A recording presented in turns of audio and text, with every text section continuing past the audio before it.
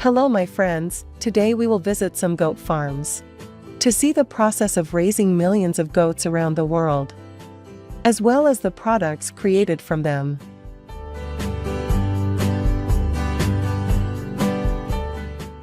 Goats are important livestock for agriculture in many countries. Goat meat is not only delicious, but also highly nutritious with a lot of health benefits. That's why more and more people around the world are favoring it. They are also good grazers and can help maintain pastures by eating weeds and overgrown grass.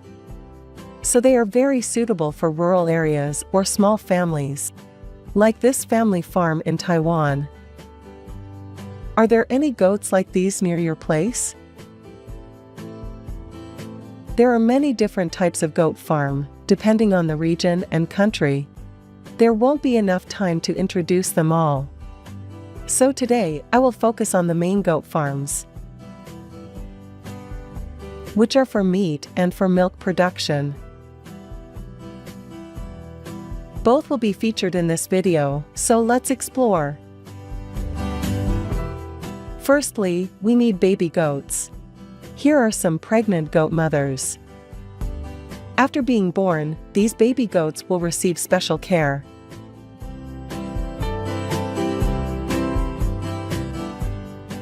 To feed baby goats, we can use goat milk or milk replacer specifically made for them.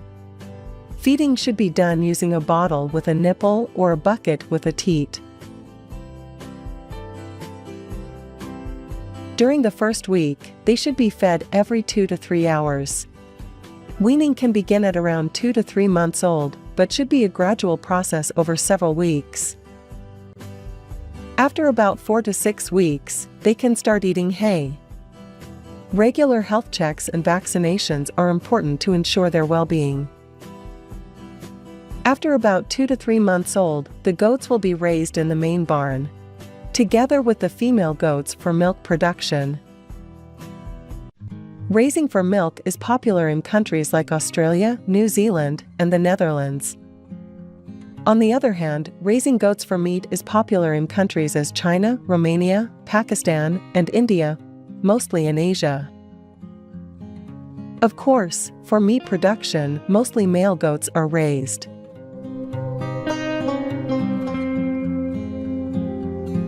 The goats here are fed with a modern feeding system. Their food mostly consists of grass and various grains to provide vitamins.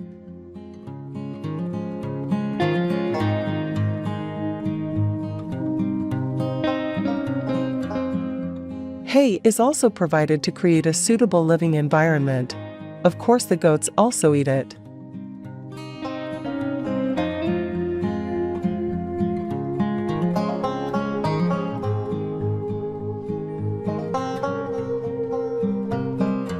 After 6 months, the goats have reached a weight of around 35 to 40 kilograms. They are then taken to the slaughterhouse. Let's discover the next step, which is goat meat processing. The goat meat is processed using the halal method, which is popular in the Middle East and India. They remove the goat's leg bone and body fluid, and remove the skin and fur before processing the meat. Goat legs are also popular as a food item, so they are cleaned and prepared separately.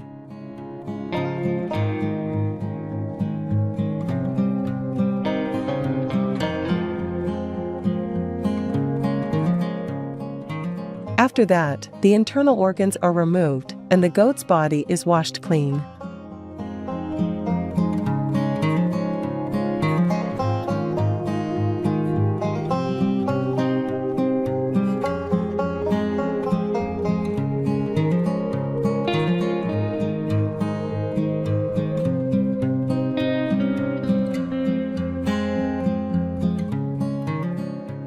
Now, let's move on to the final step in processing goat meat. This factory has 2 main products: frozen and exported whole goats.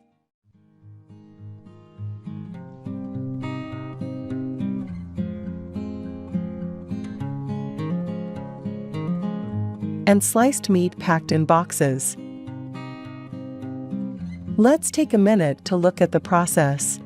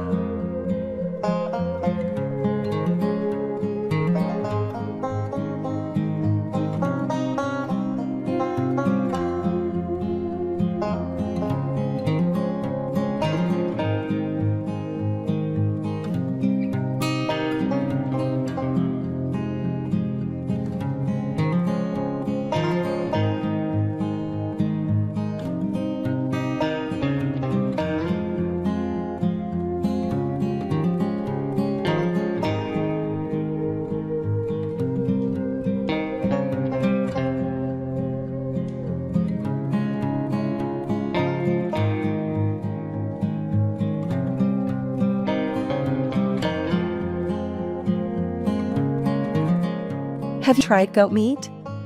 How do you feel?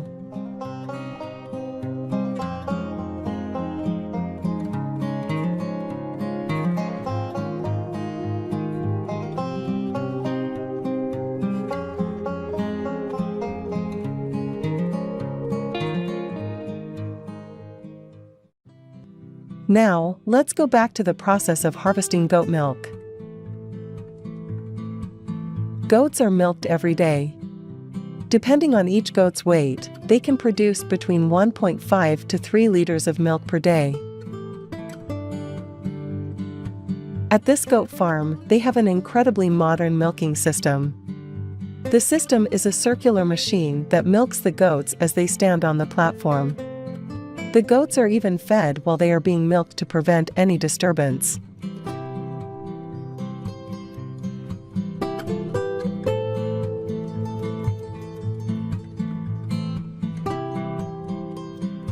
The machine rotates, and after one full cycle, the milk for that day is fully collected. It's amazing to see how this automatic system has completely freed up human labor and made the milking process more efficient.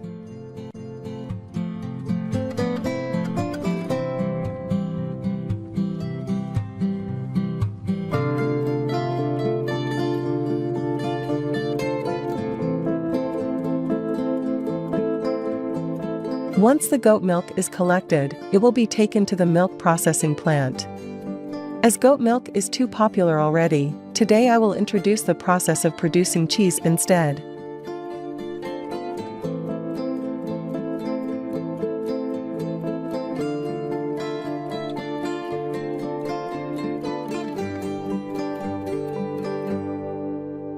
Every day, goat milk is brought from the farm to the processing plant within 24 hours.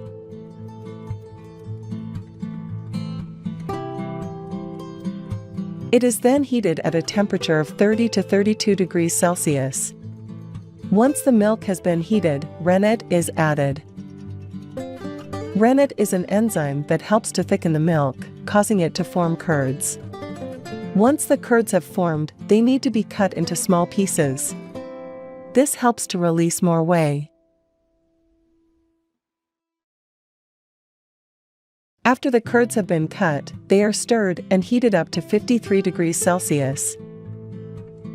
After that, it is transferred to the mold to get shaped.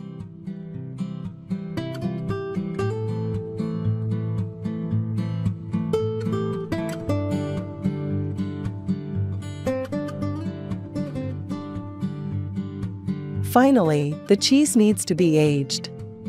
This allows the flavors to develop and gives the cheese its characteristic taste and texture. The cheese is stored in humid cellars at a temperature around 13 degrees Celsius.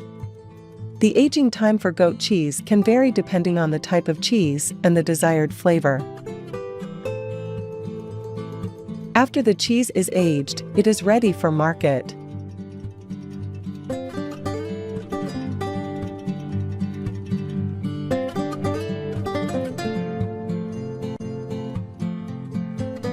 Thanks for joining me today on this tour of the goat farm. I hope you found it interesting and informative. We learned about raising baby goats, the processes at the slaughterhouse, and milking the goats to produce delicious cheese. It's amazing to see all the hard work that goes into producing high-quality goat products.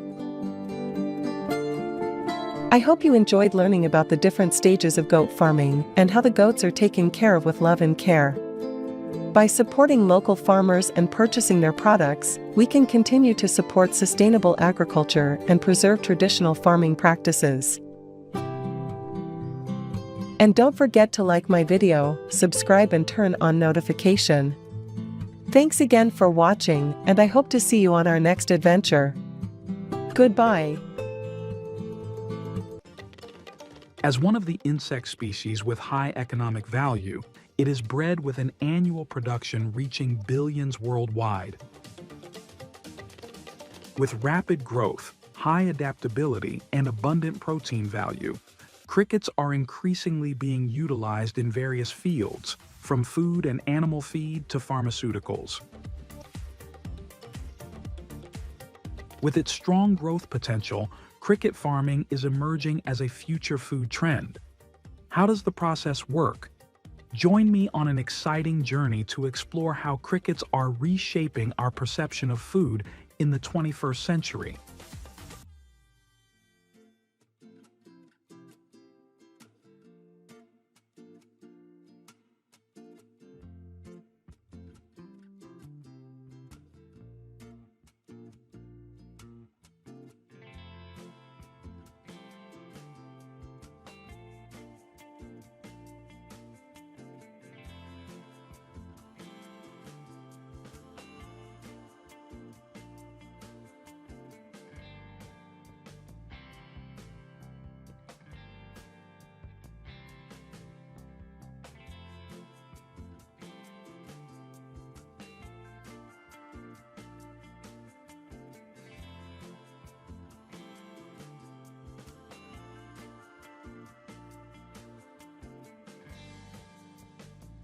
Cricket rearing enclosures are designed to optimize space and create favorable conditions for cricket growth. They are typically made from wood, plastic, or cement, with sizes adjusted according to the scale of the farm. Stacks of paper trays made from recycled pulp are placed on top of each other to create shelter for crickets, helping them feel secure and increasing their living space.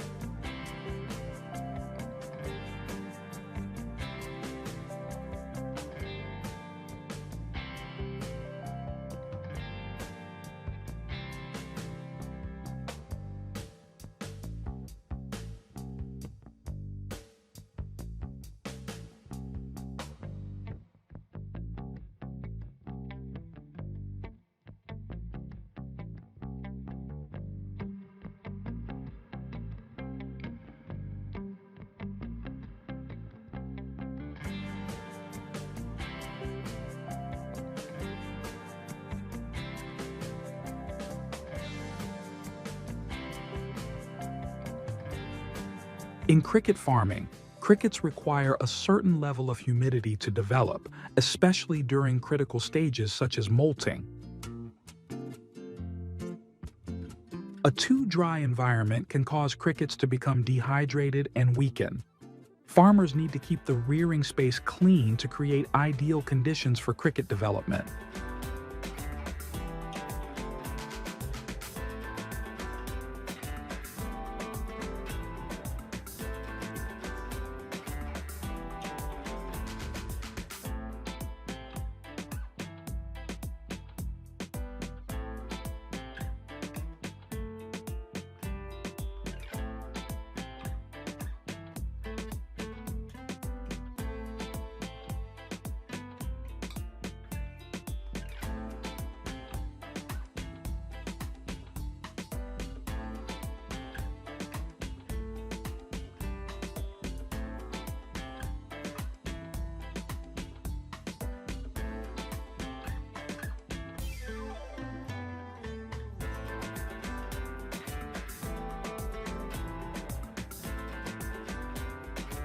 After each harvest, there may be remaining cricket eggs or young crickets in the enclosure. Farmers use fire to burn any leftover eggs, ensuring a clean environment for the next batch of crickets. For preservation, crickets are soaked in water, which helps clean off dust and remove any impurities from their bodies.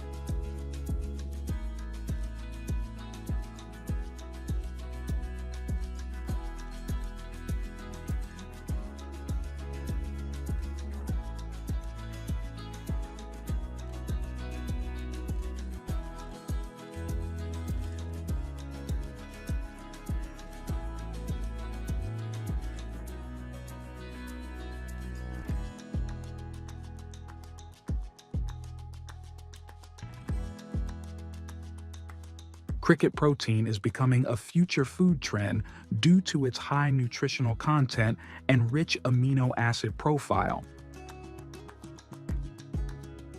At the processing plant, crickets are blanched in boiling water for 2 to 5 minutes to eliminate bacteria and spoilage-causing enzymes.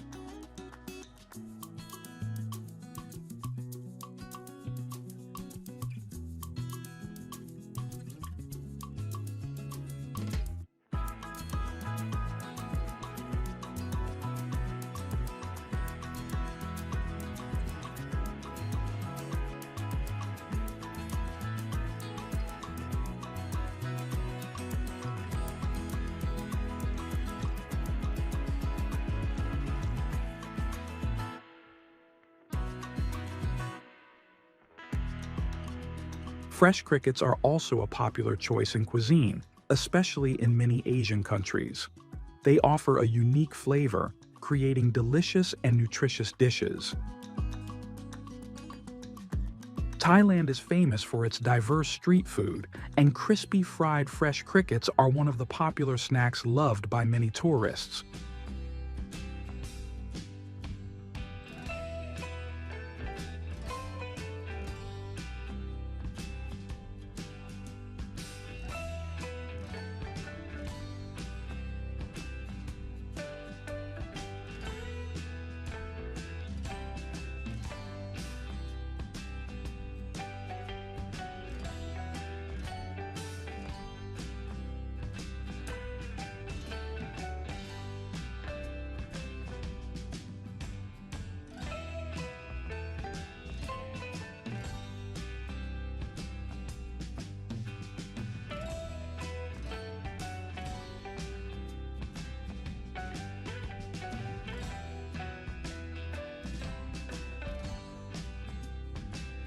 Have you ever tried using cricket manure in your home garden?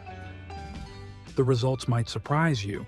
Even better, crickets are not only a nutritious food source, but also open up exciting opportunities for farmers in the future.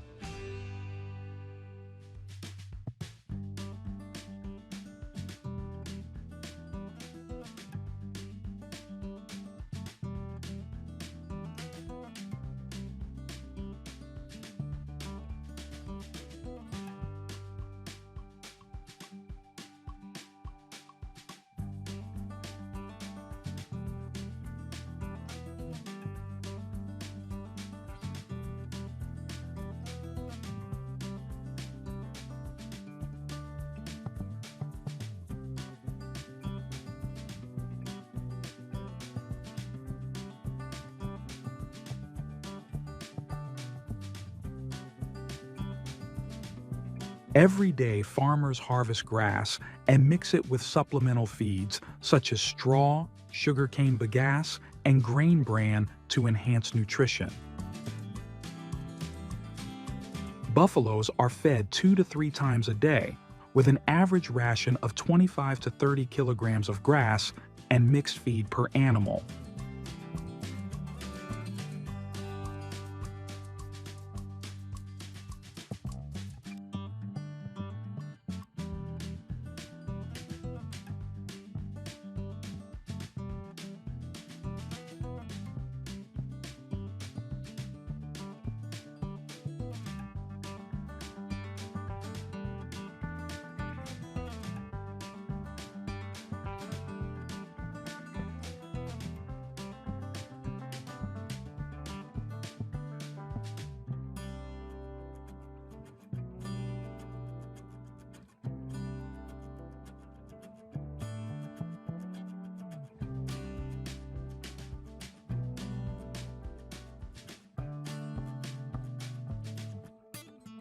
Mature female buffaloes start producing milk after giving birth for the first time, usually around 3 to 4 years old. The new buffalo milking system has received positive feedback due to its modern design, featuring a 70-stall rotary system that enhances milking efficiency.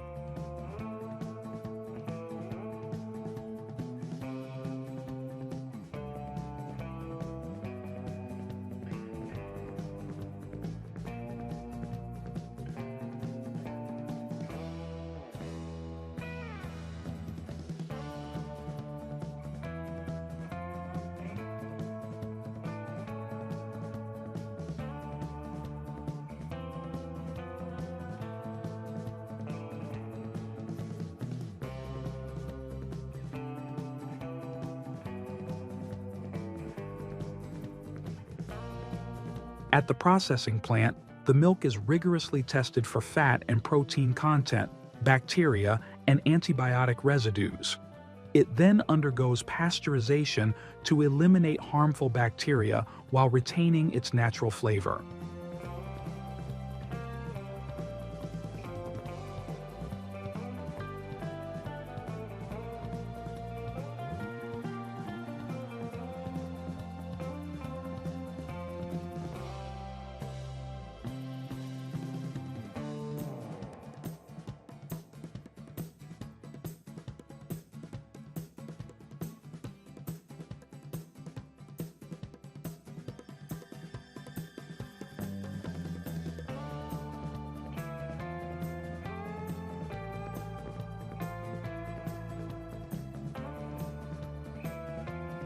Workers remove whey by stirring or draining the curd. This crucial step creates ideal conditions for stretching, determining the elasticity and texture of the cheese.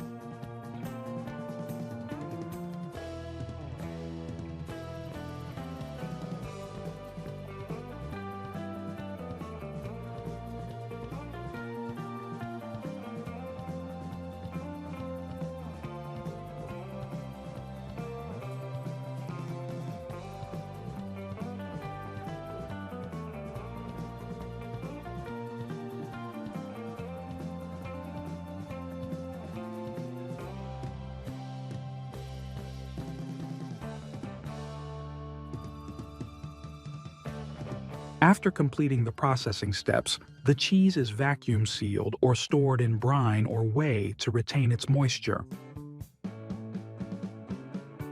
Pure buffalo milk, with its rich, creamy, and stretchy texture, is distributed to supermarkets, restaurants, and consumers.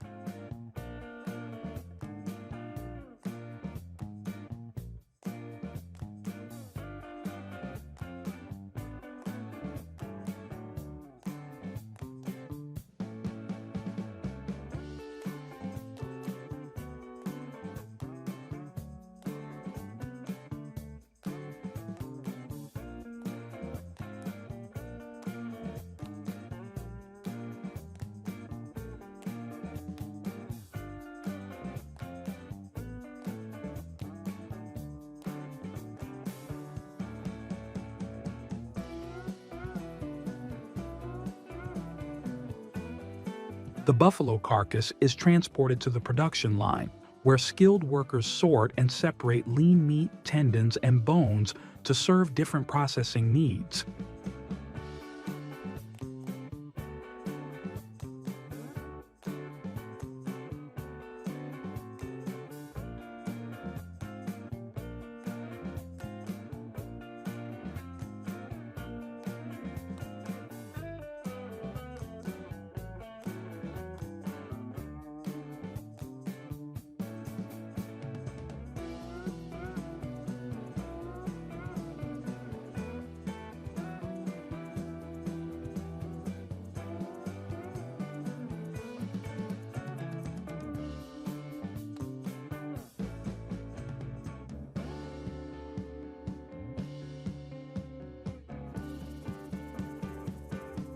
Buffalo milk mozzarella cheese is not only a high-quality ingredient, but also a key component in many delicious dishes worldwide. Buffalo cheese is known for its high nutritional value, especially its rich protein and calcium content, which are beneficial for bones and muscles. Buffalo meat, rich in iron and low in fat, has become a key ingredient in many specialty dishes.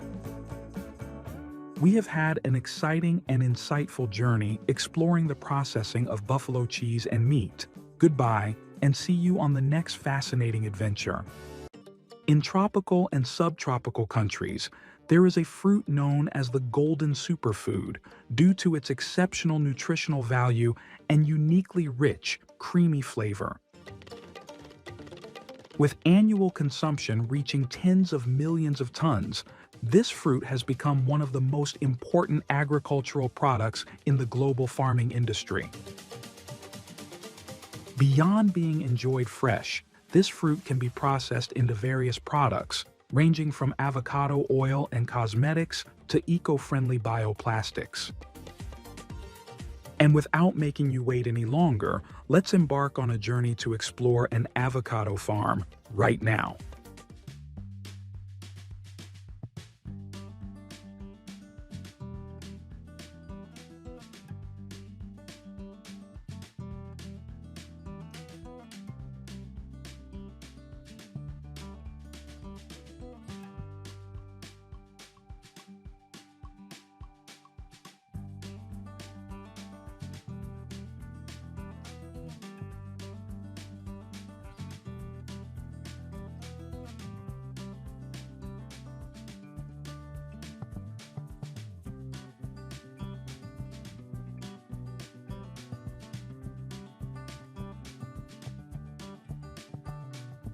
After about 3 to 4 years of care, the first avocados are ready for harvest.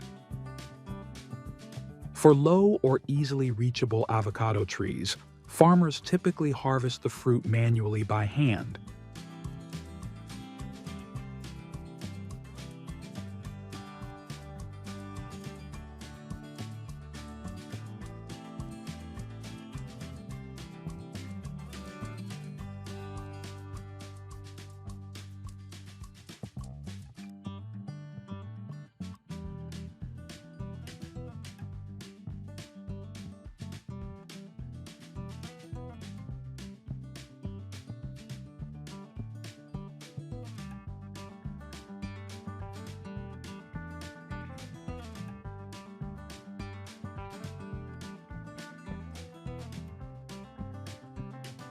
Thousands of tons of fresh avocados are delivered to the factory and placed onto conveyor belts to begin the preliminary processing stage.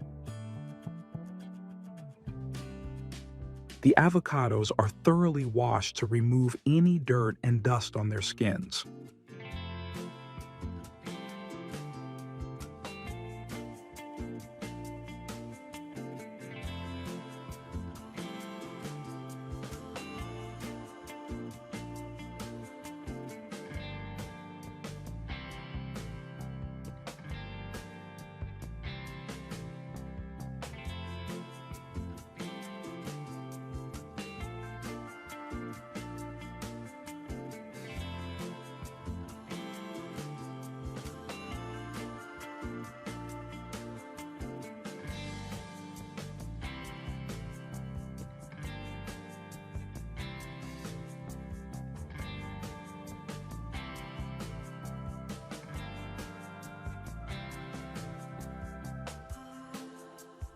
To make avocado products, the seed is separated and discarded, while the avocado flesh is kept intact to ensure it remains unbruised and undamaged.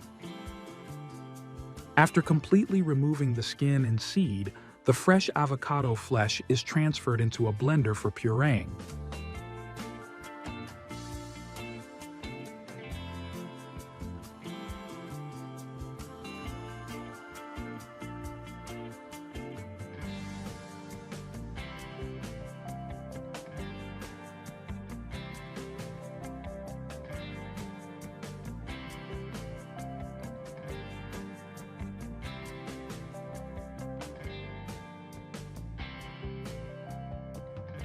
Not only pureed avocado meets consumer market demands, but whole fresh avocados are also highly sought after. Carefully selected avocados are passed through a brush washing machine to clean their surfaces, removing impurities and dirt.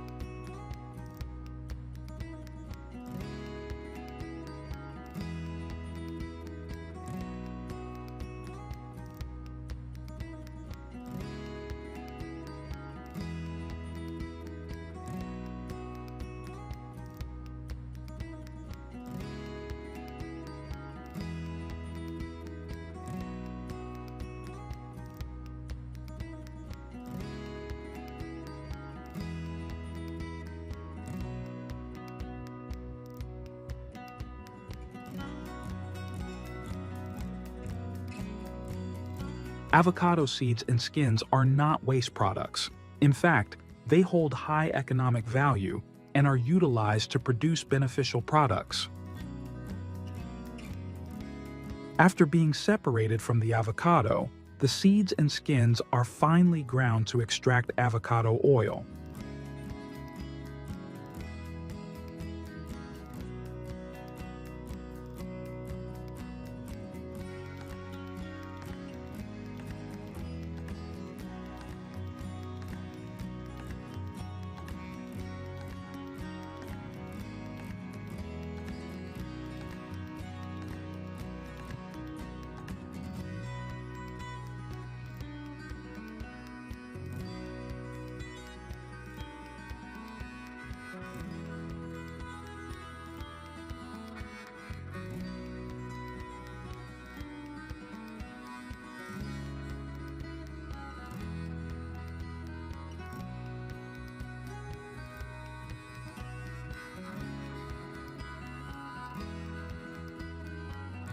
This plastic is then fed into an injection molding machine, where it is heated and pressed into molds to form various product shapes.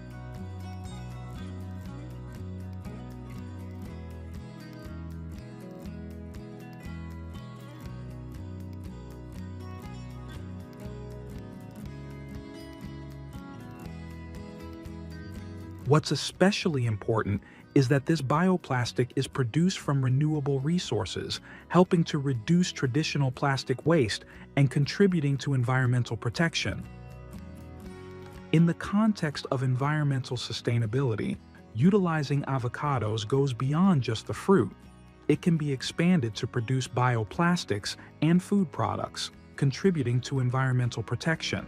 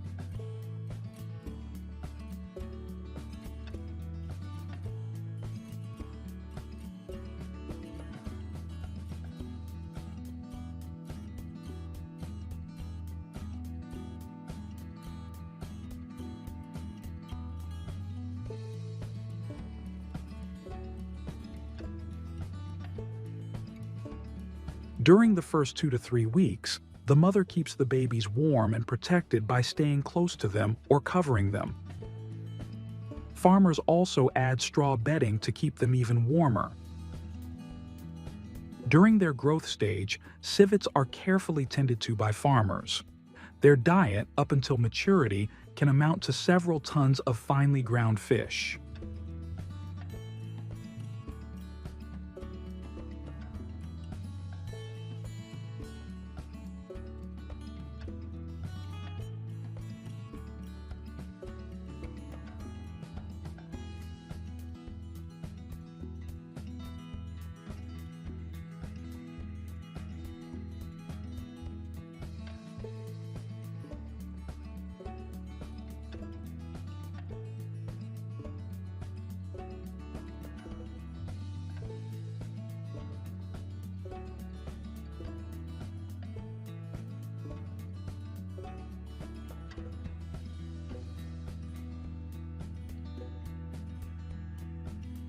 After 8 months of nurturing, this is the time when farmers reap the fruits of their hard work after a long period of dedicated care.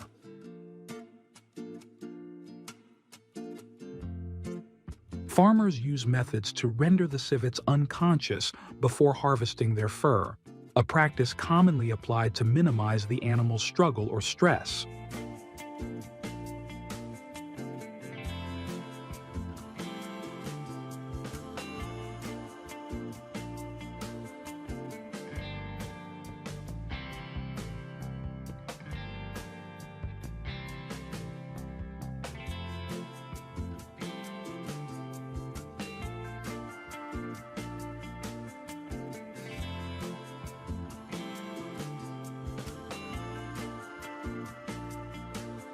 The civet fur can be bleached to remove its natural color or dyed into various other colors. The rotating drum helps the chemicals to evenly penetrate each layer of skin and fur, reducing their stiffness and making the fur smoother.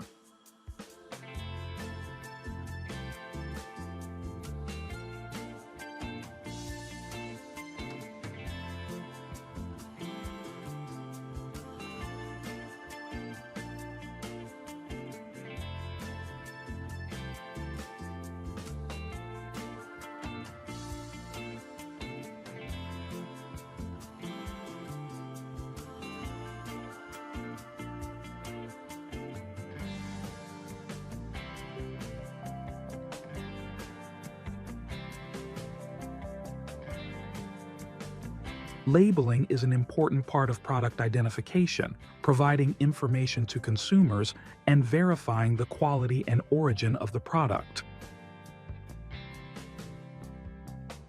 To ensure the quality of the fur is not damaged, the fur fibers are rolled or neatly arranged before being placed into packaging.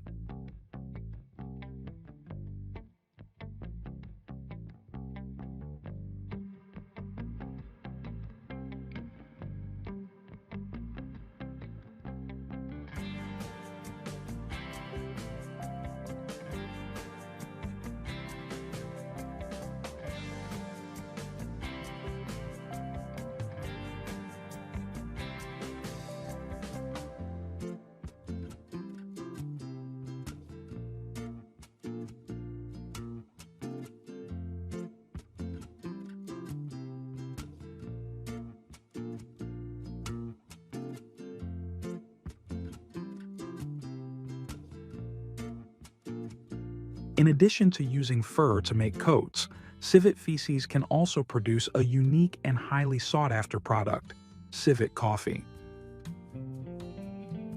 It all begins with harvesting the ripe coffee cherries from the trees. After being picked, these cherries are thoroughly washed to remove dirt and impurities.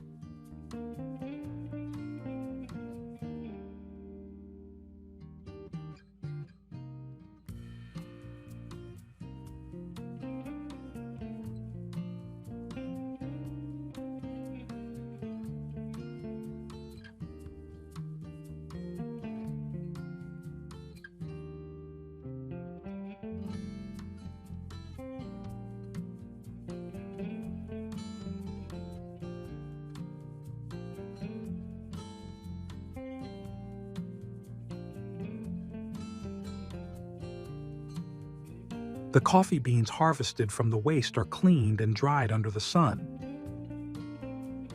Once they reach the appropriate level of dryness, they are placed in a dry heat dryer to ensure that the coffee beans are completely moisture-free, helping to preserve them for a long time.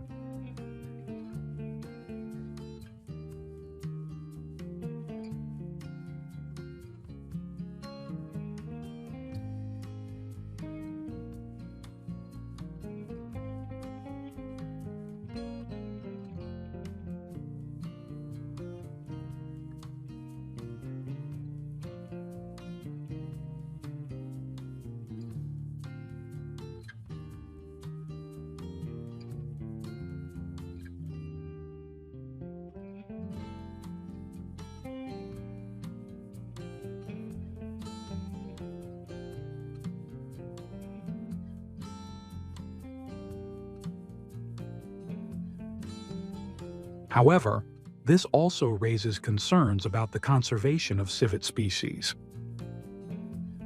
When forced to continuously produce coffee, civets are prone to stress, health deterioration, and reduced reproductive abilities, all for the sake of a single cup of coffee. Therefore, farms need to adopt humane farming models that ensure a natural living environment for the civets. What are your thoughts on this? Feel free to share your opinion in the comments below.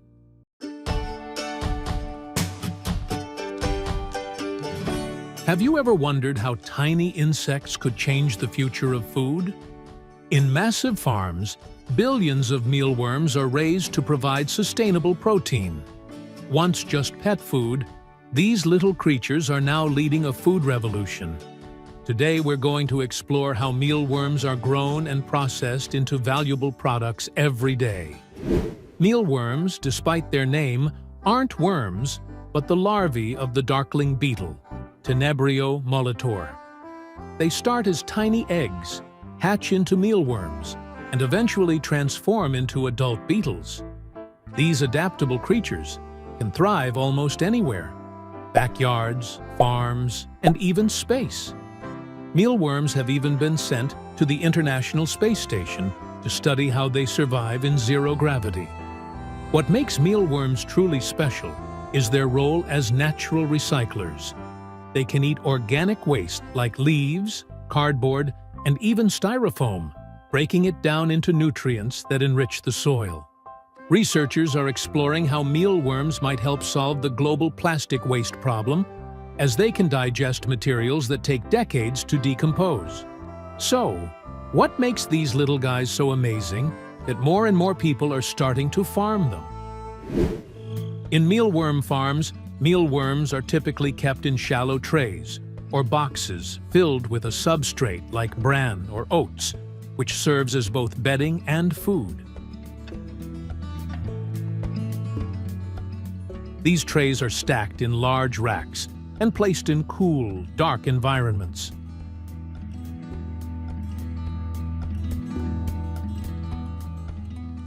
Darkness is important because mealworms are naturally nocturnal and prefer low light conditions, which help reduce their stress and keep them active.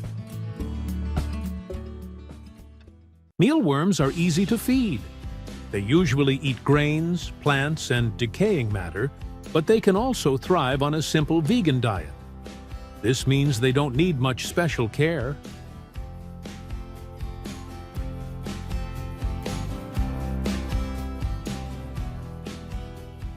Mealworm beetle mate when the female lays eggs in a warm, dry environment with plenty of food. Mealworms require a warm, dry environment to breed effectively. To breed mealworms and get the larvae, which we need, it's important to provide a substrate like wheat bran or oats for them to lay their eggs.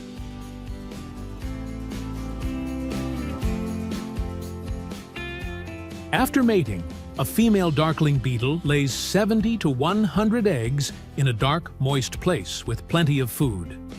These eggs hatch into creamy white mealworm larvae. The larvae grow to be about half an inch to 1 inch long, depending on their age. They shed their outer skin, called molting, 10 to 14 times before turning into pupae. The pupal stage can last anywhere from 6 to 300 days, depending on the temperature. Farmers typically feed mealworm larvae by sprinkling food into their trays.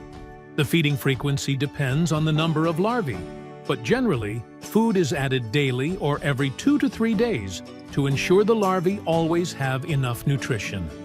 Usually, mealworm larvae will consume all the food in the tray, but over time, if there isn't enough fresh food or if there are no changes, some larvae may leave a bit of leftover food. Therefore, farmers check regularly and replace the food to ensure the quality and cleanliness of the farming environment.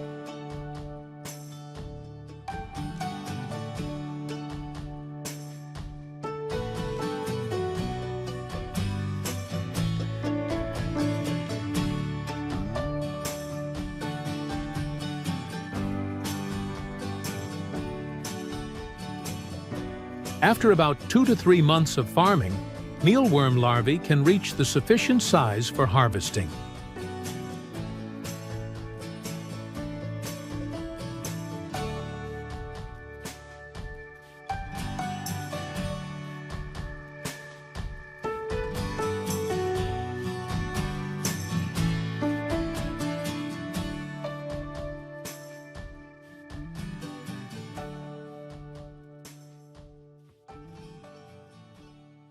Mealworms, though small, are incredibly beneficial and a great addition to any worm farm.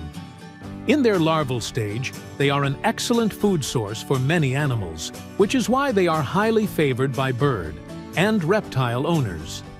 Packed with protein, vitamins, and minerals, mealworms offer a nutritious meal for insect-eating birds, helping to keep them healthy and strong.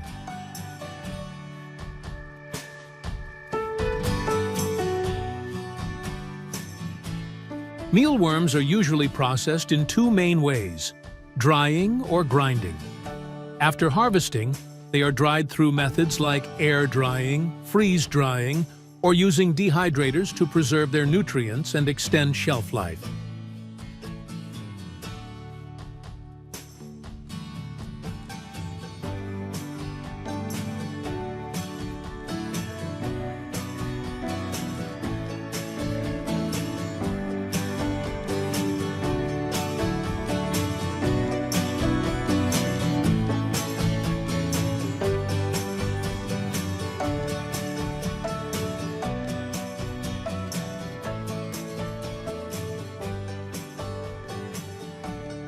Once dried, they may be ground into powder, which is commonly used as a protein supplement in pet food or treats. This is another way to distribute mealworms. They are mixed with another type of pet food and then molded into mealworm bars. Mealworms may be small, but they're incredibly useful in so many ways. Thanks for watching, and don't forget to like, comment, and subscribe for more.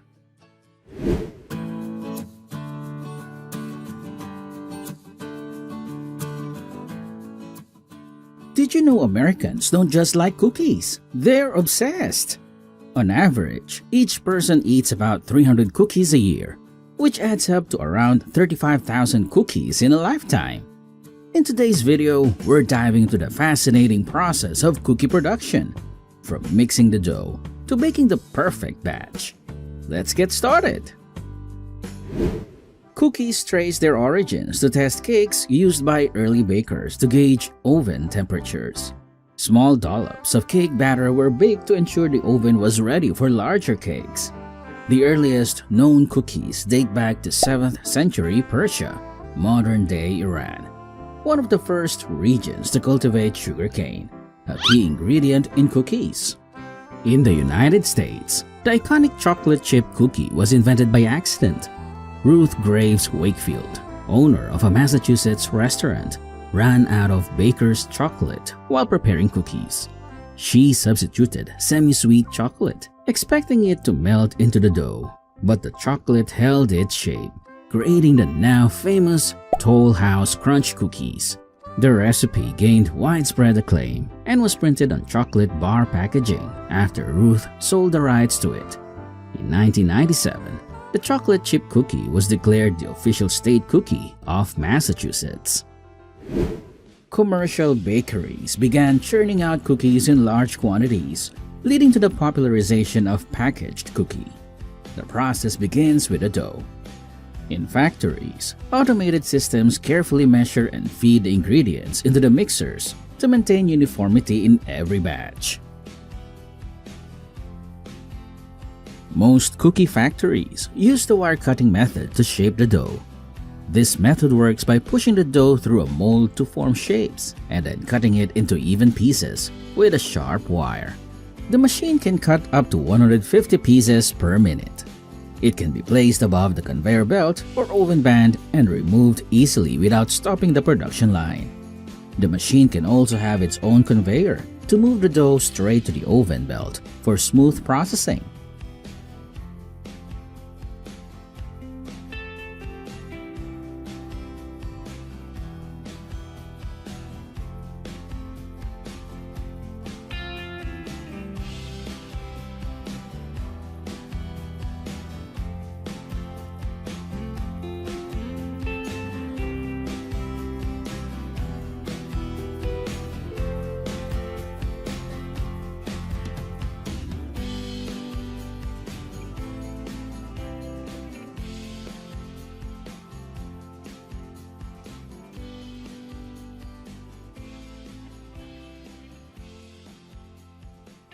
Besides the popular wire cutting method, cookies can also be shaped in various ways with an automatic dough extruder.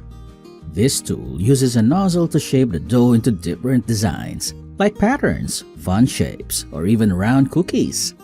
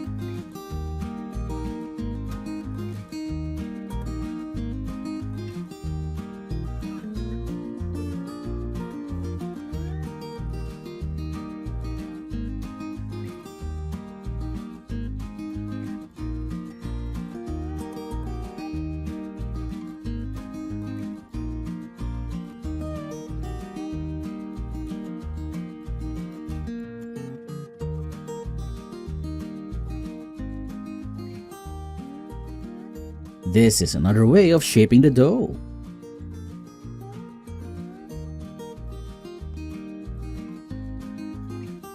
Next up, it's baking time. Industrial ovens are like the superheroes of baking. They use super precise temperature control and airflow systems to make sure the heat is always just right.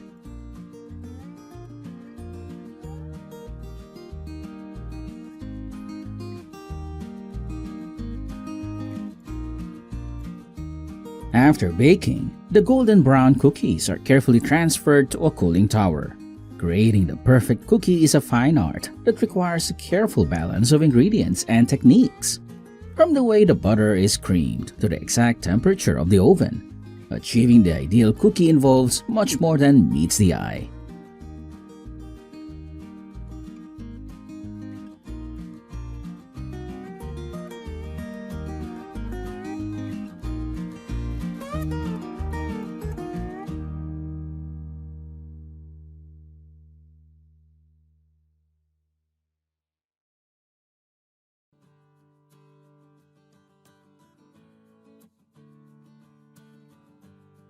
Once the cookies pass quality control, they are moved to the packaging area.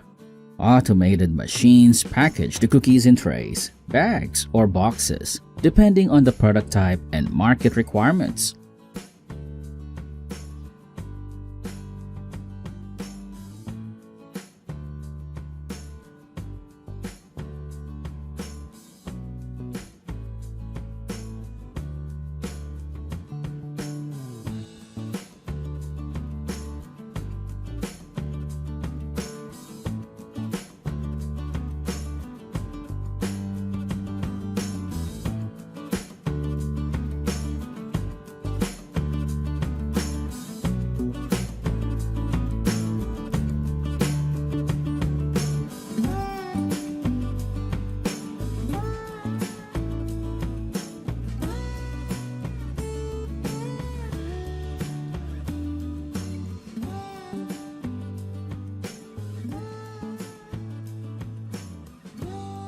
Besides the usual cookie flavors, know any cool or unique ones? Drop a comment and let us know. Catch you in the next video.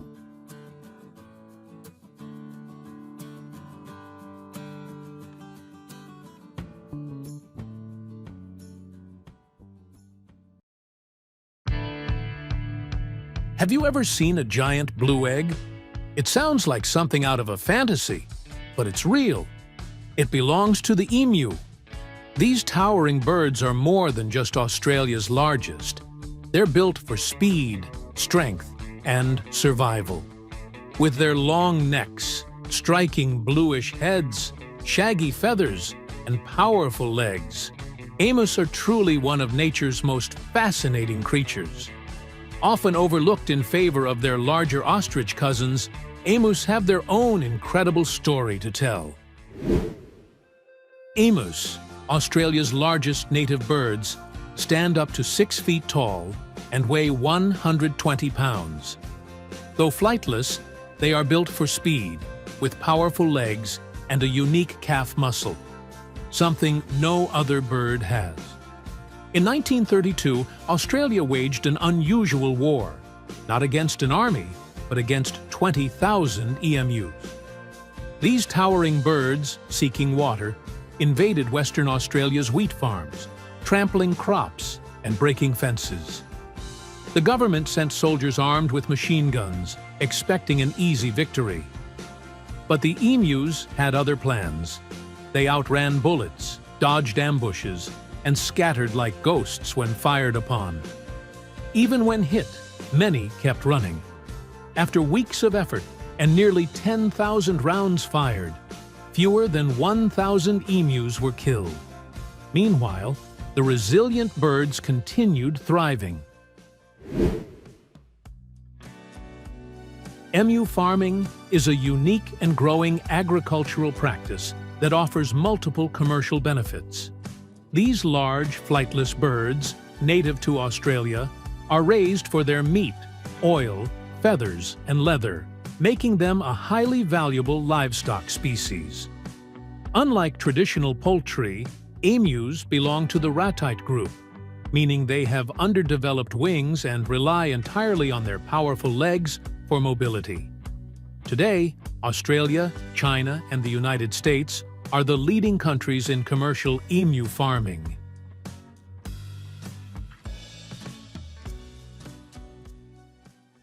In the wild, male emus take on the incredible responsibility of incubating eggs for 56 days without food or water, losing nearly a third of their body weight in the process.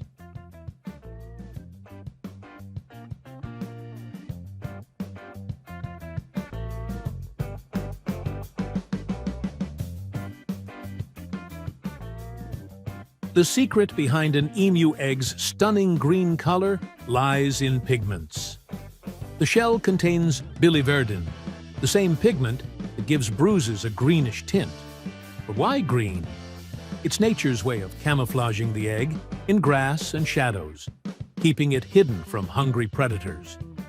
However, on commercial farms, eggs are collected and placed in specialized incubators, where temperature and humidity are carefully controlled for optimal hatching rates. Once the chicks hatch, they are monitored closely and provided with nutrient-rich feed to support their rapid growth.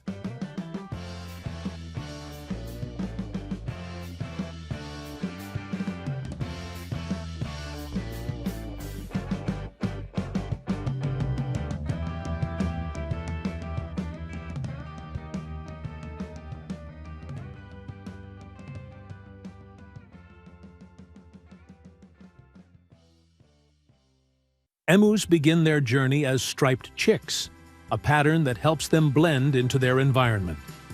As they grow, their feathers darken, and by 12 months, they develop the familiar mottled brown body with a bare blue neck. By the time they reach full maturity at around 18 months, they stand up to 6 feet, 1.8 meters, tall, and weigh 45 to 60 kilograms.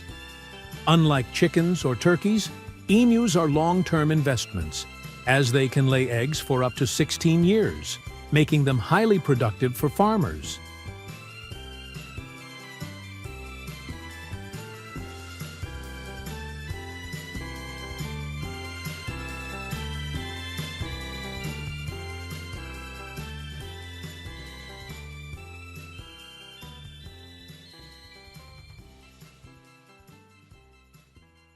Since emus are social animals, they thrive best when raised in groups. Farmers ensure they have spacious enclosures to prevent aggression and stress, as isolated emus can become depressed and even refuse to move.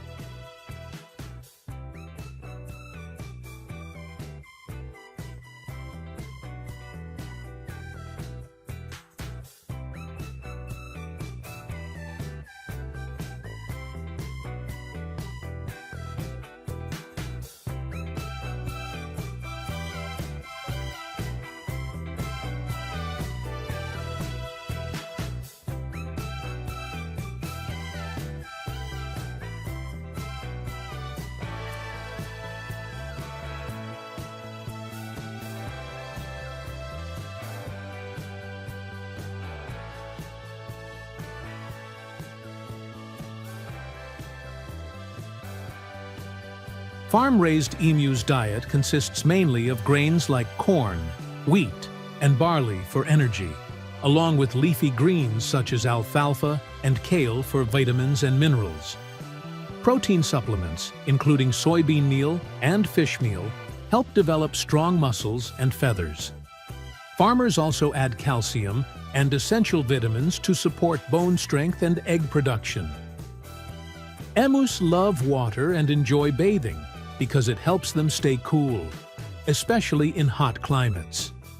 Their thick feathers provide insulation, but soaking in water lowers their body temperature and keeps them comfortable.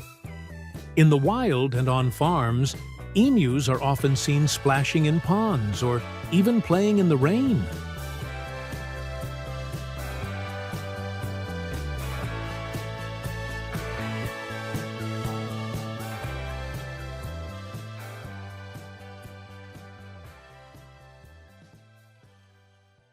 At around 12 to 18 months, emus are ready for processing.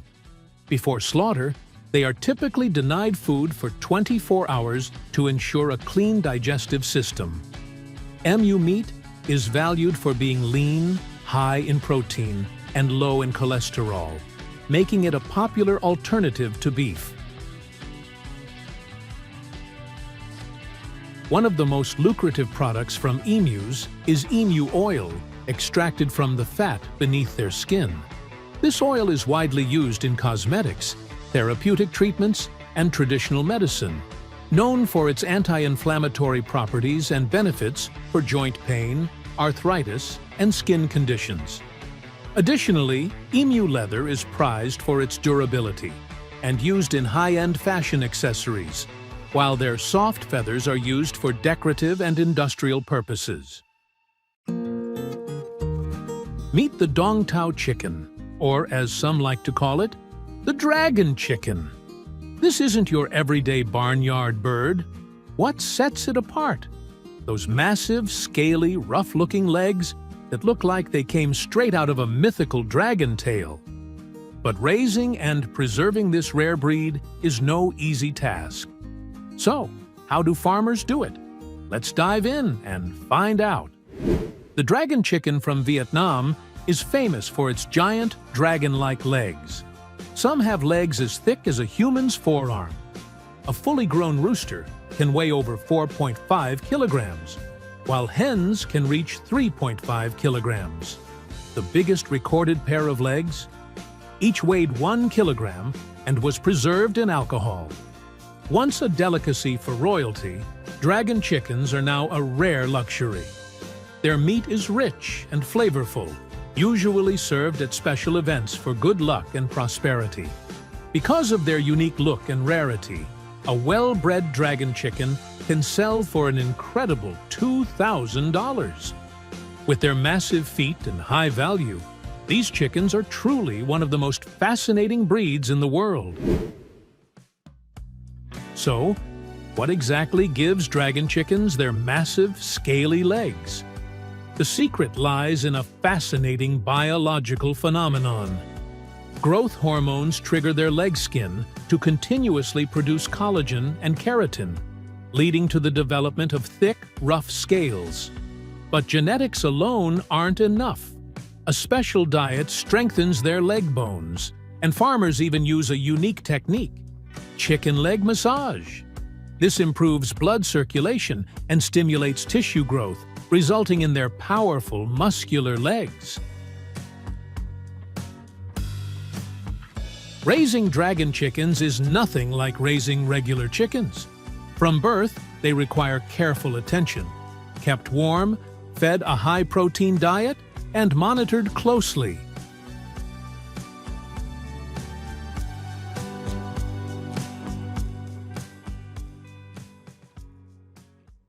Breeding high-quality dragon chickens requires careful selection from the very beginning. Interestingly, when newly hatched, dragon chicks look just like regular chickens. Their legs are small and ordinary, showing no sign of the massive, dragon-like feet they are famous for. So, how do they develop those giant legs? The secret lies in both genetics and care. Farmers must select breeding stock with thick, symmetrical legs, strong bodies, and shiny black feathers. These are signs of superior genes.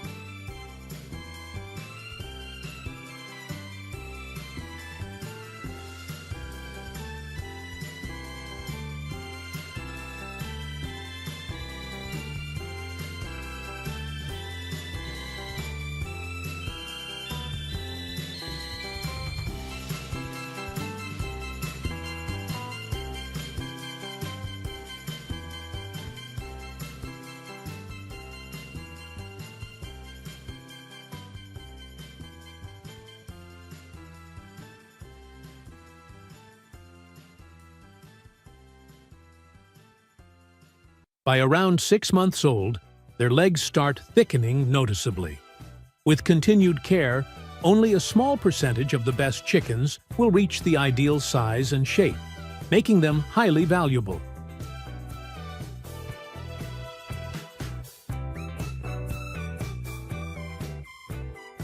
The secret starts with nutrition. Unlike regular chickens, dragon birds are fed a diet packed with high-quality protein, calcium, and essential minerals to fuel the growth of their powerful legs. Ingredients like soybean meal, fish meal, and herbal supplements help strengthen their bones and muscles, while natural additives improve circulation, ensuring that their legs grow thicker and stronger with time. Without this precise diet, even chickens from the best bloodlines wouldn't develop their signature appearance.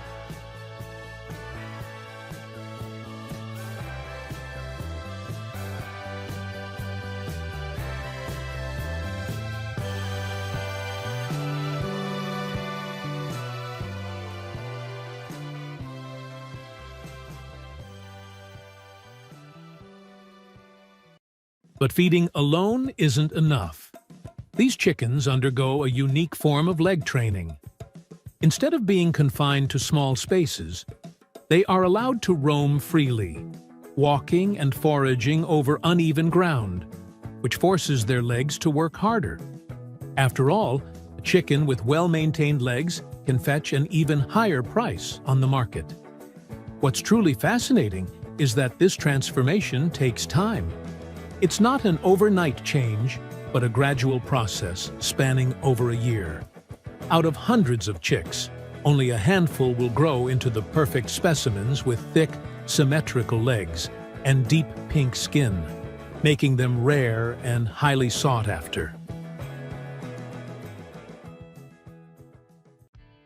At processing plants, after the chickens undergo health checks and selection, they go through preliminary processing under high-quality standards. However, the most distinctive part of the process is the handling of dragon chicken legs, the most valuable feature of this breed. Dragon chicken legs have thick skin and rough, scaly texture, requiring extra care during processing. To meet the demands of premium culinary markets, some chicken legs are marinated with special seasonings or slow braised using exclusive recipes before being packaged and delivered to high-end restaurants and discerning customers.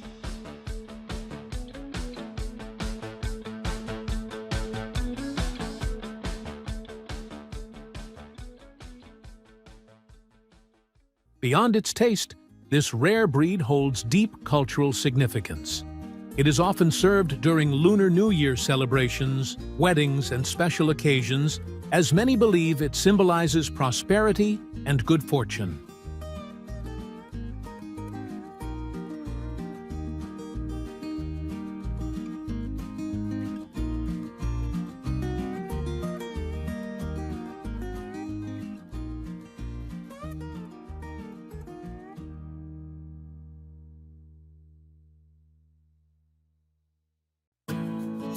China is home to the world's largest salamander species, the Chinese giant salamander, an ancient creature that has remained virtually unchanged for millions of years. Due to its high value in traditional medicine and gourmet cuisine, farmers have developed specialized breeding techniques to raise them on large-scale farms. But it's not as simple as raising fish or chickens. These amphibians have unique needs that make their farming process both challenging and fascinating. Did you know that the Chinese giant salamander can live up to 100 years? And get this, they can grow to be over 5 feet long. One of the most fascinating behaviors of the Chinese giant salamander is its ability to communicate using sounds. Despite being a silent predator, it can produce barking, whining, and even crying-like noises to interact with others. This has earned it the nickname baby fish in China. And here's another fun fact. Chinese giant salamanders are almost completely blind. They rely on their incredible sense of touch and smell to navigate their environment and find food. Isn't that amazing? The male salamander takes on a unique parenting role, creating a den where females lay eggs. He guards them for 5 to 6 months, even eating infected ones to protect the healthy.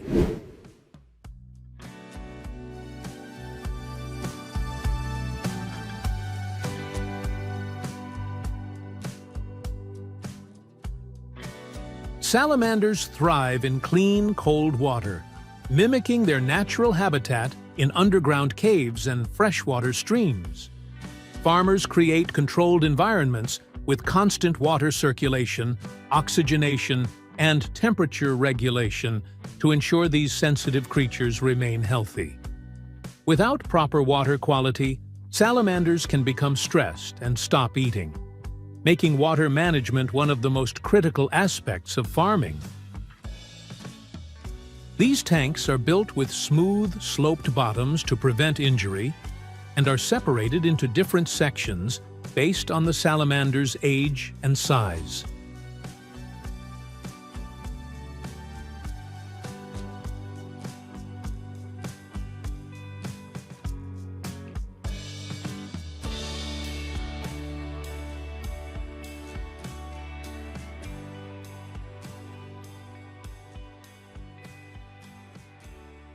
Breeding salamanders is one of the most delicate stages in farming.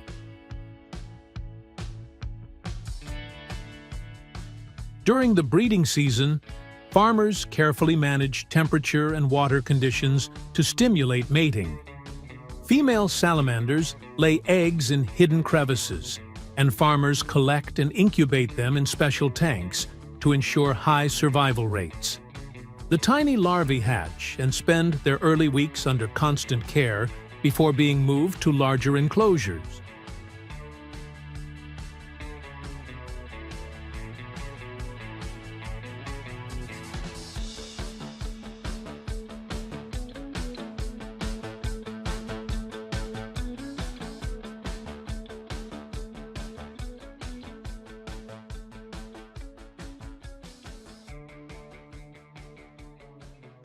But what do these creatures eat? Unlike traditional farm animals, salamanders are carnivorous and require a diet rich in protein. Farmers feed them small fish, worms, and specially formulated protein-rich pellets to support their growth. In the wild, these amphibians grow slowly, but on farms with optimal conditions, they can reach market size much faster, sometimes in just a few years.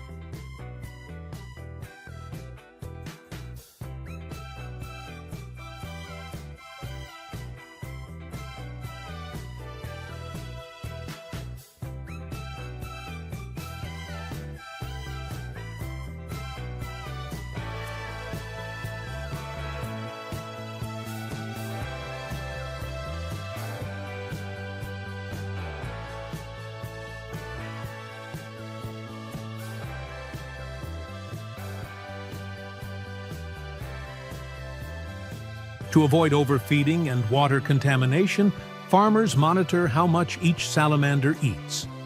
Any leftover food is removed to maintain cleanliness and prevent bacteria growth.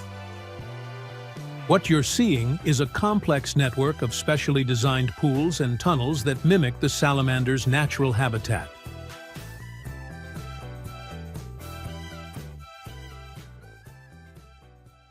In Chinese farms, The giant salamander can grow up to 1.8 meters, 6 feet, long and weigh over 30 kilograms, 66 pounds. With controlled environments, clean water, and a proper diet, these amphibians achieve impressive sizes, far exceeding their wild counterparts.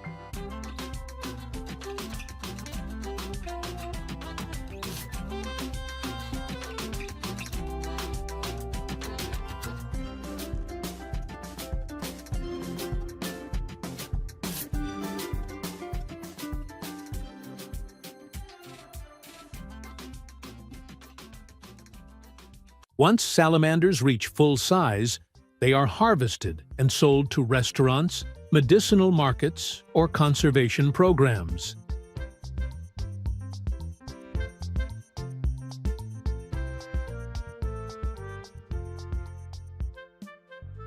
In China, salamander meat, especially from the Chinese giant salamander, is a rare and expensive delicacy. It has been valued in traditional medicine for centuries, believed to improve health, boost immunity, and promote longevity. Wealthy people often enjoyed it at special banquets as a status symbol. The meat is usually cooked in soups or stews to make it tender and flavorful. Some regions also braise it with herbs and spices, enhancing its taste and supposed health benefits.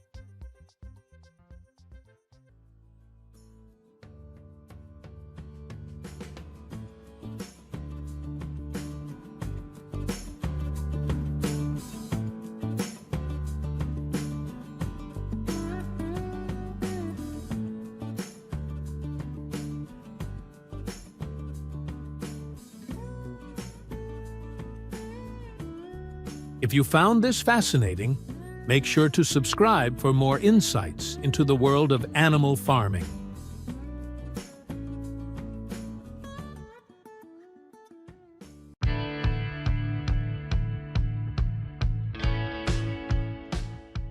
Hello everyone! Today we are going to explore one of the most unique and promising farming models, peacock farming. These magnificent birds, with their dazzling plumage and majestic appearance, are not only symbols of natural beauty, but also hold significant economic value. So, why do farmers raise peacocks? Let's find out. Peacocks are famous for their dazzling feathers, but their true name is peafowl. These majestic birds are native to Asia, with some now found in the Congo. Only the males are called peacocks, while females are peahens, and their chicks are known as peachicks. Over time, peacock became the go-to name for the entire species. Young peafowls start with dull feathers, but as they mature, their colors intensify. It takes nearly 3 years for a peacock's breathtaking plumage to fully develop, just in time to impress potential mates. One of the rarest and most stunning varieties is the white peacock. Unlike albinos, they are a unique genetic variation of the blue peacock. While most live in captivity, a few can still be spotted in the wilds of India, adding to their mystique.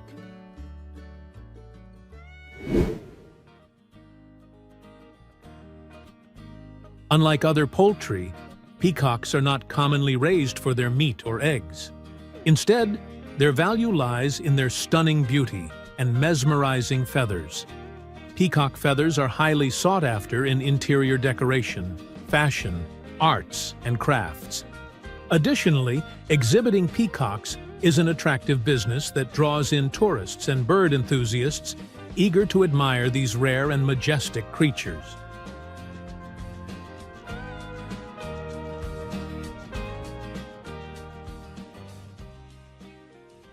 Peacocks require a spacious environment to move freely and display their vibrant feathers. Each adult peacock needs at least 100 square feet of space, with fences at least 6 to 7 feet high to prevent them from flying away.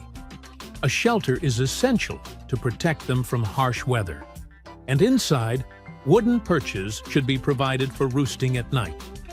During winter, Heated perches can be used to keep their sensitive feet warm.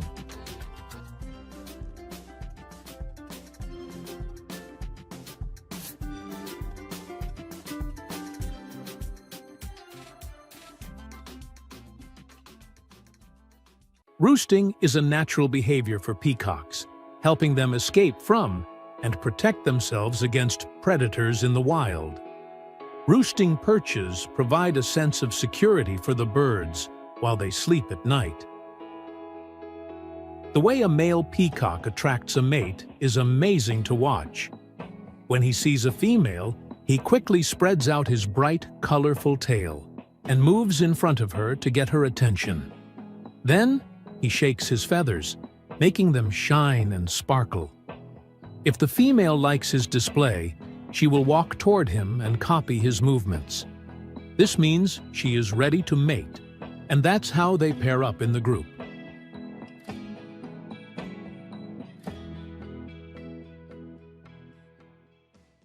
A peahen usually lays between 3 to 5 eggs in a shallow nest on the ground, often hidden among tall grass or bushes for protection. The incubation period lasts between 27 to 30 days, during which the mother stays close to keep the eggs warm and safe from predators. Once the eggs hatch, the tiny pea chicks are covered in soft down feathers and are highly dependent on their mother for warmth and guidance.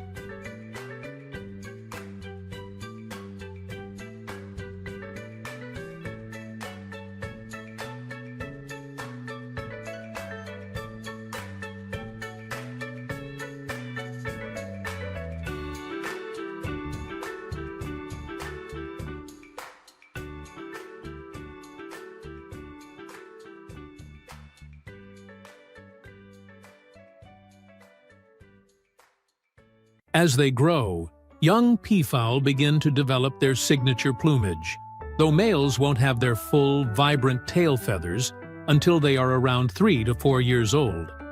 Under proper care, peafowl can live up to 35 years, making them a long-term commitment for farmers and bird enthusiasts alike.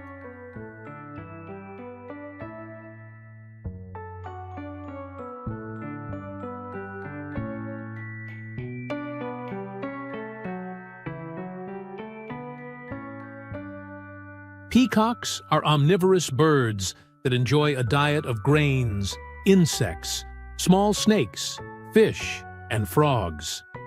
On farms, they are typically fed a balanced mix of grains and protein-rich foods to maintain their energy levels and vibrant plumage. Fresh greens and earthworms are also added to their diet to enhance their overall nutrition.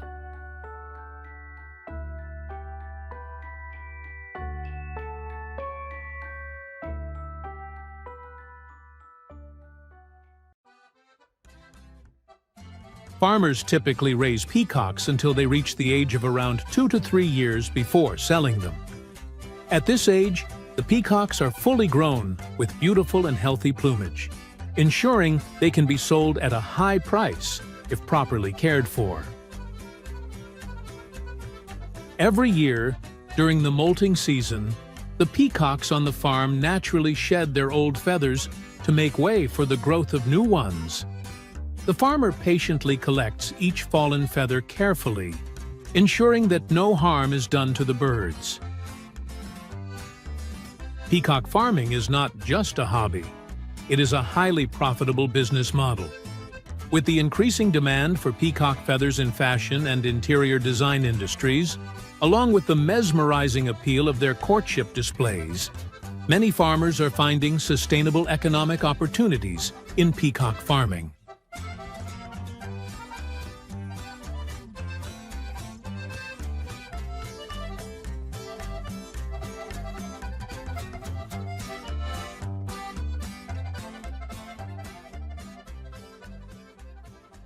Unlike chicken, duck, or quail, peacock meat does not appear in major cuisines around the world. Some ancient records suggest that European royalty in the Middle Ages once ate peacock meat as a luxury dish, but today, this is very rare.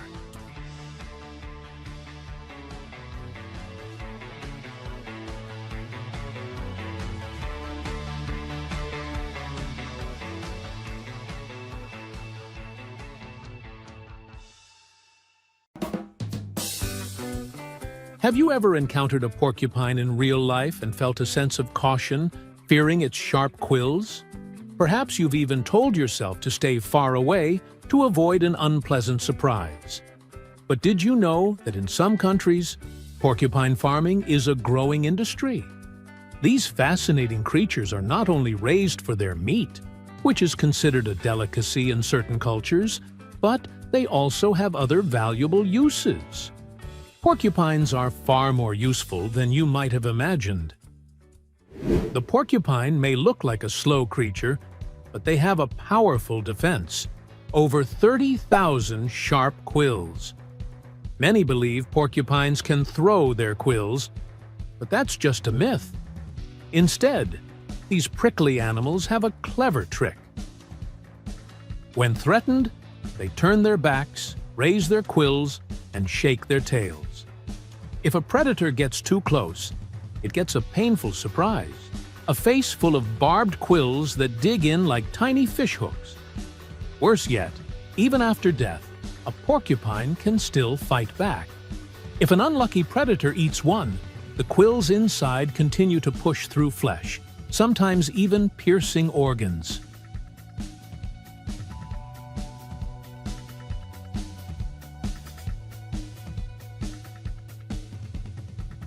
In one study, 5% of wolverines examined had porcupine quills buried inside them. It's a painful reminder. Attacking a porcupine is never a good idea.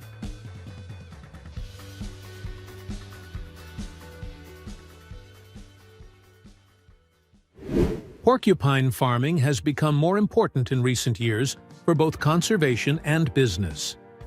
Overhunting has greatly reduced wild porcupine numbers, so farming helps meet demand while protecting the species.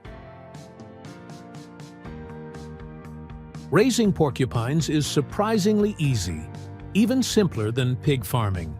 Their enclosures do not require much space, with an ideal allocation of about 1 square meter per porcupine. The enclosures should be designed with a balance of light and dark areas, avoiding direct sunlight and ensuring protection from rain.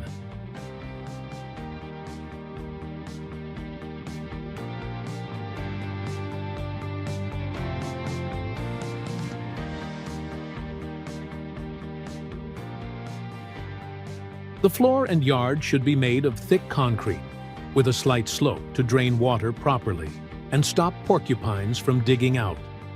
If using a wire fence, a strong base wall is needed to keep porcupines from reaching into other enclosures. Farmers also put wooden logs, bones, or mineral blocks in the cages so porcupines can grind their teeth and avoid chewing on the enclosure.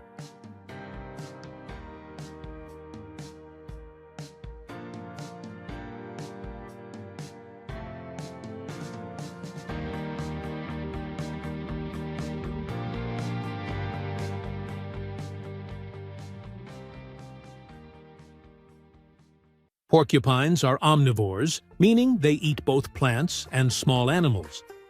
Their diet is diverse and includes fruits, roots, leaves, banana peels, vegetables, and corn. In addition to plant-based foods, porcupines also consume insects, snails, beetles, and earthworms, which provide essential protein for their growth. This wide range of food makes them easy to feed and reduces the cost of farming. Farmers often take advantage of this by using readily available agricultural byproducts, such as vegetable scraps and corn husks, to supplement their diet.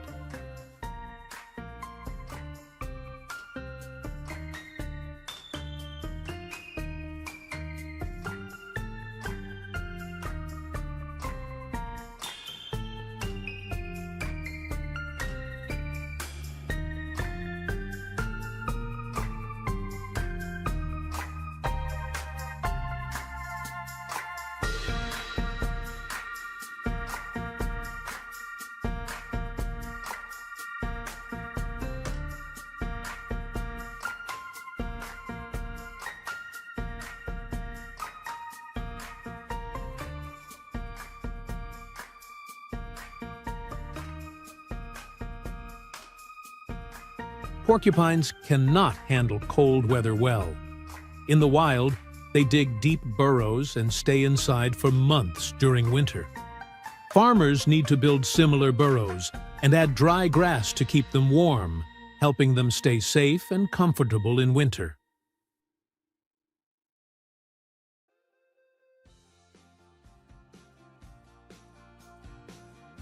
Porcupines exhibit unique reproductive behaviors. Males and females are usually housed separately, with controlled mating introduced when females show signs of being in heat. Farmers then place a male into the female's enclosure for mating. Porcupines reach sexual maturity at about 1 year of age when they weigh approximately 10 kilograms. Porcupines are very protective of their space and recognize their family members. Keeping male porcupines with their young is important because, without them, the babies may feel unsafe and react aggressively.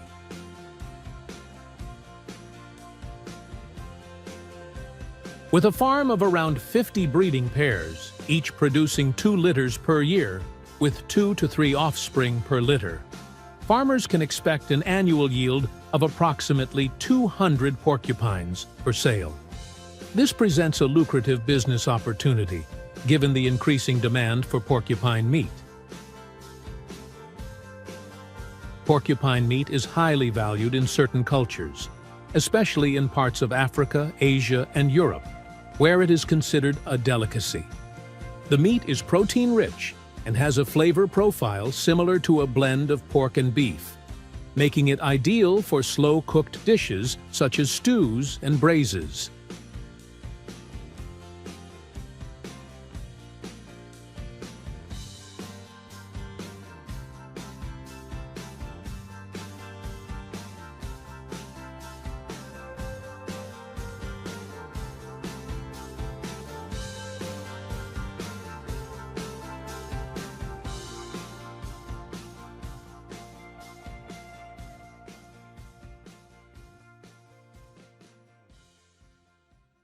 Handling porcupines requires care due to their sharp quills, which can cause severe injuries. Protective gloves, clothing, and eyewear are essential when working with these animals. Once slaughtered, several methods can be used to remove quills efficiently, including singeing over an open flame to weaken the quills, using a blowtorch to loosen them, soaking in hot water to soften them, or using specialized tools like pliers for manual removal.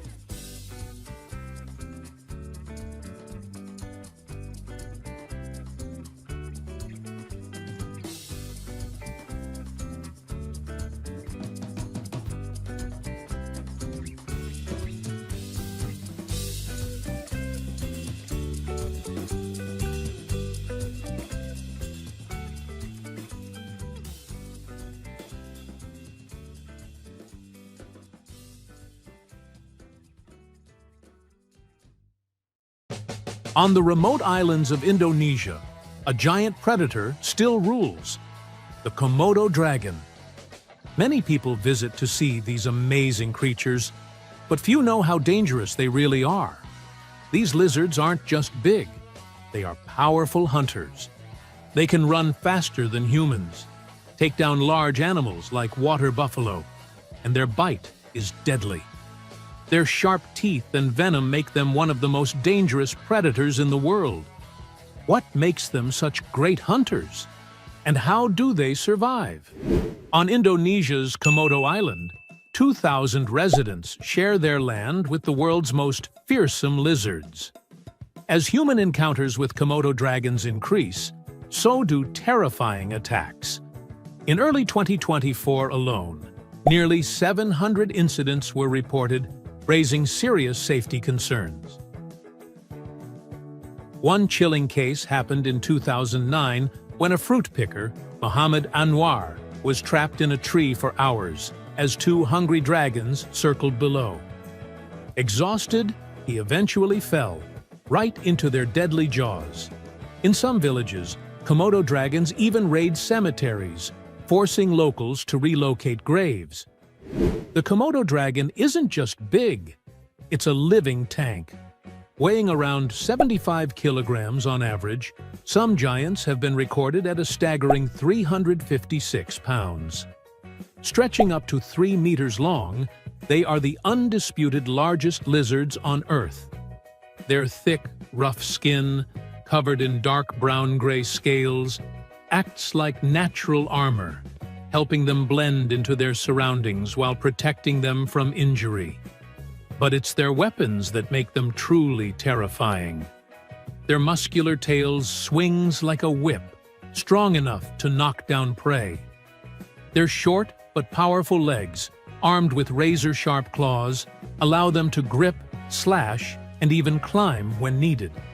What makes them even deadlier? Their bite. But we'll get to that soon.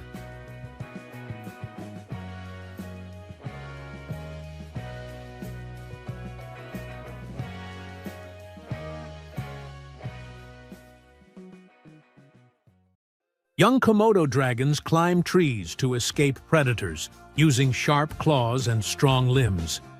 As they grow heavier, they lose this ability.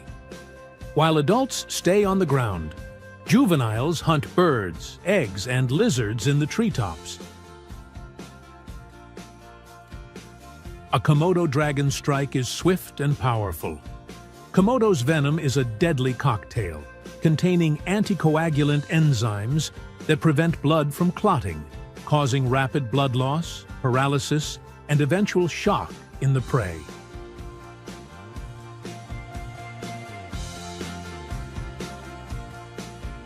Komodo dragons are expert hunters, and their favorite prey?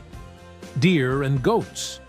These animals are just the right size, big enough to be a filling meal, but not too large to overpower. Komodo dragons don't chase their prey like other predators.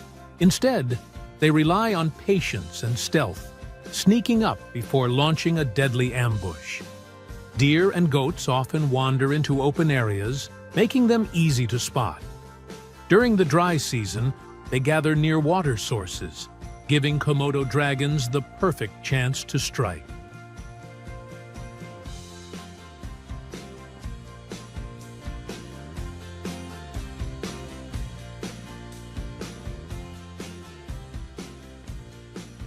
If a deer or goat is weak or injured, it's an even easier target.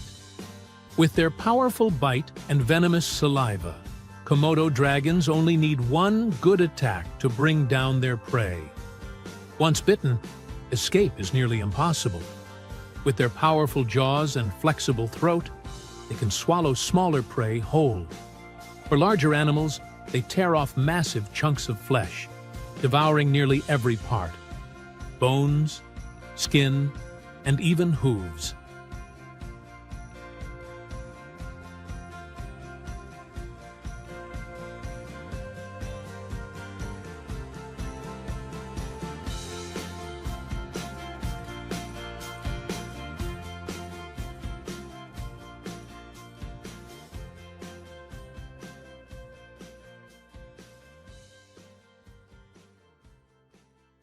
Their stomachs can expand dramatically, allowing them to gorge on meals up to 80% of their body weight in a single sitting. After such a feast, a Komodo dragon can go days or even weeks without eating again. A single large meal, like a deer, can keep them full for about a month. Their slow metabolism allows them to survive long periods without food, making them incredibly efficient predators. Komodo dragons may be land-based hunters, but their hunger knows no boundaries. Even the water isn't always a safe escape. These massive lizards are strong swimmers, capable of crossing between islands in search of food. Though they prefer hunting on land, they won't hesitate to snatch prey from shallow waters.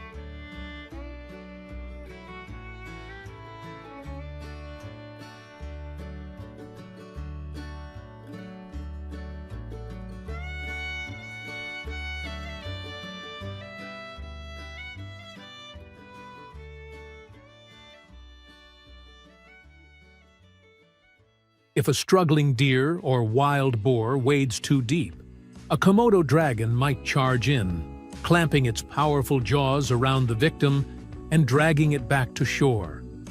Even fish, sea turtles, or carrion washed up by the tide can become an easy meal. Their keen sense of smell allows them to detect food from miles away, even if it's hidden beneath the waves.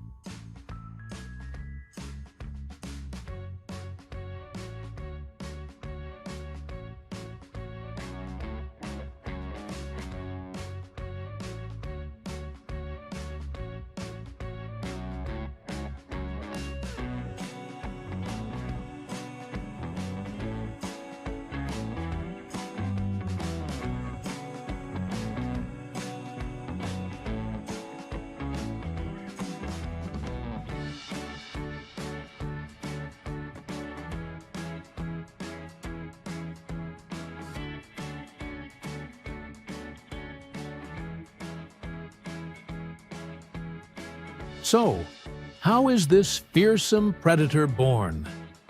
The Komodo dragon's mating season happens from May to August. During this time, males fight each other to win a mate. After that, the female lays 15 to 30 eggs and hides them in a nest. The eggs take 7 to 8 months to hatch.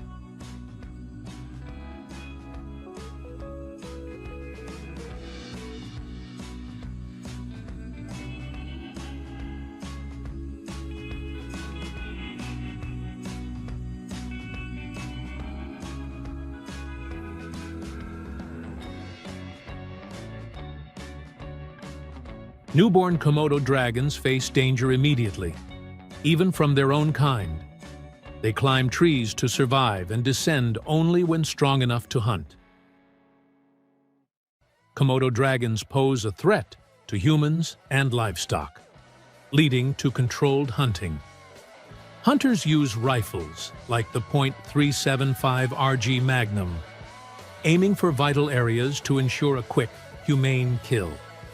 Hunters aim for vital areas such as the heart or lungs, ensuring a quick and painless death.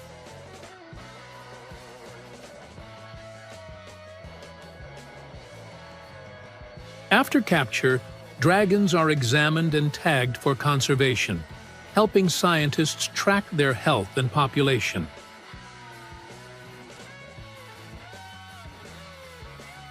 Though the dragons are protected, their numbers remain fragile. Conservationists continue to study their behavior and genetics, searching for ways to secure their future. What do you think about this fearsome predator? Share your thoughts in the comments.